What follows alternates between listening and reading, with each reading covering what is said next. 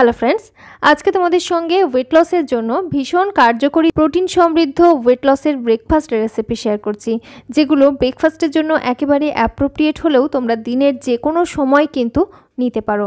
তো এর জন্য আমি ফার্স্টে একটা সসপ্যানের মধ্যে জল গরম হতে দিয়েছি, মোটামুটি 1 কাপের থেকে একটু বেশিই রয়েছে। সাথে দিয়ে দিলাম পরিমাণ মতো লবণ, আর ওই লবণ জলটা যখন বেশ গরম হয়ে এসছে সেই সময় দিয়ে দিচ্ছি ভিজিয়ে রাখা ছোলা। আমি এখানে মোটামুটি 100 গ্রামের মতো ছোলা আগের দিন রাত্রে ভিজিয়ে রেখেছিলাম। সারা রাত ভিজে যাওয়ার পরে ওই ছোলাটাকে ভালোভাবে জল দিয়ে ধুয়ে নিয়ে নিলাম। এরপরে ওর উপরে একটা স্ট্রেনার বসিয়ে তার মধ্যে নিয়ে নিলাম 1 মুঠোর মতো সুইট কর্ন এবং কিছুটা কাঁচা বাদামও ভিজিয়ে রেখেছিলাম, সেটা নিয়েছি।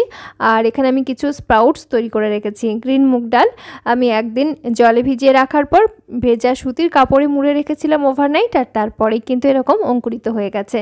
সেগুলোকে জাস্ট আমি একটু স্টিম করে নিচ্ছি। অনেকেরই হজমের সমস্যা থাকে, সেক্ষেত্রে এরকম স্টিম করে নিলে জিনিসটা হজম হয় খুব তাড়াতাড়ি। আর যদি কোনো রকম সমস্যা না থাকে তোমরা কিন্তু এগুলো কাঁচাও ব্যবহার করতে পারো।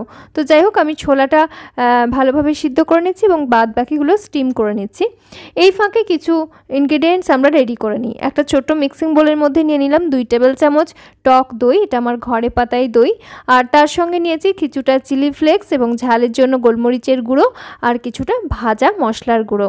এই ভাজা মশলার মধ্যে রয়েছে জিরে, ধনে আর কিছুটা ড্রাই ম্যাঙ্গো একসাথে করে ড্রাই রোস্ট করে ভালোভাবে গুঁড়ো করা রয়েছে, তাই এর মধ্যে টক ঝাল বেশ টেস্টটা খুব সুন্দর রয়েছে। দিয়ে দিলাম খানিকটা ধনেপাতা। তোমরা এই ভাজা মশলার গুঁড়ো না থাকলে চাট মশলাও ব্যবহার করতে পারো। খুব ভালো করে একসাথে মিক্স করে ওটাকে এক সাইডে রেখে দিলাম। আর নিয়েছি গাজর। এই গাজরটাকে আমি এরকম পিলারের সাহায্যে কেটে নিচ্ছি। অনেকটা জুলিয়ানের টাইপের কাটা হচ্ছে। এই ধরনের পিলার তো এখন প্রচুর ট্রেন্ডিংয়ে চলছে। তো তোমরা চাইলে এভাবে করে নিতে পারো, অথবা হাত দিয়ে একটু লম্বা লম্বা করে জুলিয়ান সাইজ করে কেটে নিতে পারো, বটি কিংবা ছুরি যে কোনো কিছুর সাহায্যে। আমি একইভাবে শসাটাকেও করে নিচ্ছি। তোমরা এর সঙ্গে চাইলে বিটরুট ব্যবহার করতে পারো। তো আমি এখানে গাজর আর শসাই ব্যবহার করছি।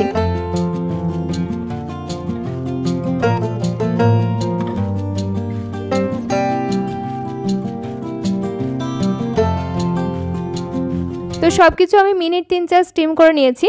আর তারপরে এখন একটা মিক্সিং বোলের মধ্যে নিয়ে নিলাম। আর যে ছোলা আমরা সিদ্ধ হতে দিয়েছিলাম ওটা কিন্তু আমি 50% মতো সিদ্ধ করেছি এবং এক্সট্রা জলটা ঝরিয়ে এর সঙ্গে নিয়ে নিলাম। তোমরা চাইলে এর থেকে বেশি সিদ্ধও করতে পারো, তবে স্প্রাউটসগুলো ওর থেকে আর বেশি স্টিম না করাই ভালো।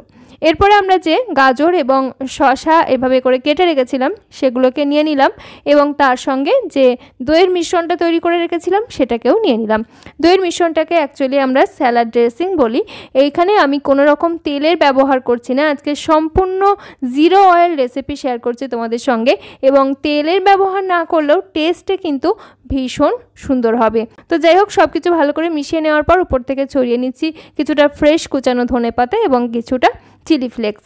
এগুলো কিন্তু টোটালি অপশনাল, হাতের কাছে থাকলে ব্যবহার করবে। যদি ঝাল পছন্দ করো সেক্ষেত্রে তোমরা কাঁচা লঙ্কা ব্যবহার করতে পারো। দিয়ে খুব ভালো করে মিক্স করে নিলেই তৈরি হয়ে যাচ্ছে আমাদের প্রোটিন স্যালাড।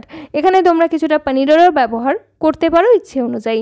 তো এই স্যালাডটা তোমরা ব্রেকফাস্টে রাখতে পারো, সঙ্গে 1 বা 2 ডিম সিদ্ধ রাখতে পারো, আবার দুপুরে লাঞ্চে মিলের সঙ্গেও ওটাকে রাখতে পারো, আর রাত্রে ডিনারেও কিন্তু রাখা যেতে পারে, কিংবা বিকেলের হালকা টিফিনে সেক্ষেত্রেও কিন্তু এরকম একটা স্যালাড অবশ্যই বানিয়ে নেওয়া যেতে পারে।